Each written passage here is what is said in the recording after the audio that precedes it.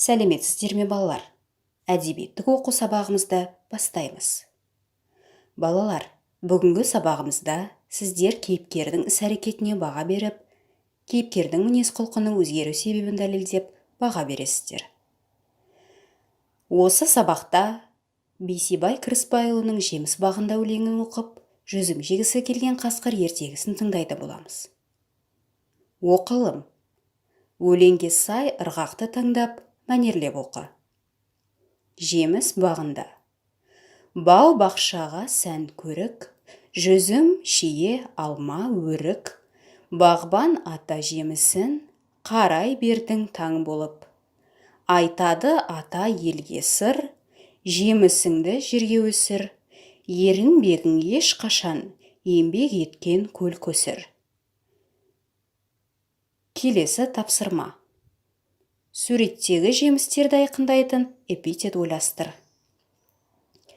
Берілген жемістердің суреттеріне қарап, осы жемістерге эпитет ойластырып, оны кестеге жазасыздар.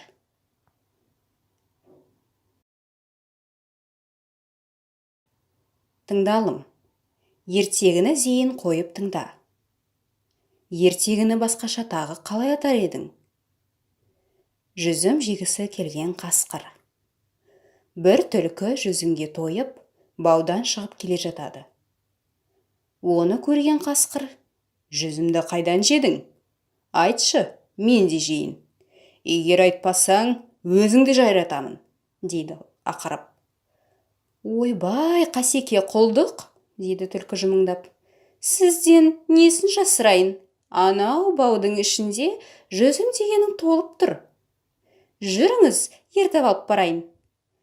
Түлкі осыны айтады да, қасқырды ертіп апарып, өзіне үйреншікті тесіктен бауға кіргізіп жібереді. Қасқыр таңсық көрген жүзіміне әбден тойып, баудан қайта шығайын десе, әлгі тесіктен өте алмай кептеліп қалады. Мұны көрген түлкі: Қасеке, тым көрсе қызар екенсіз. Артын ойламағанға сол керек, деп ары қарай жүре беріпті. Келесі тапсырма. Суретке қарап, ертегіні әңгімеле.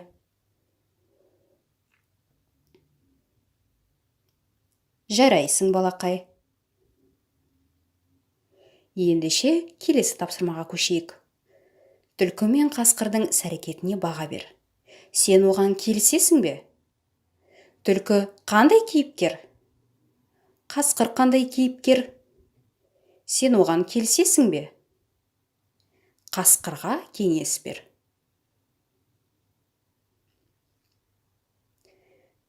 Өте жақсы, балалар. Енді келесі тапсырманы орындайық. Менің бау-бақшам жобасын жасаңдар. Бірінші, бау-бақшаңда қандай жемістер өскенін қалайсың? Екінші, әр жемісті сипаттайтын 5 сөз айтыңдар. Мысалы, қарақат – қара, қызыл – қышқыл, тосап, с дәрумені. Бау-бақшаға қатысты еңбек түрлерін ата.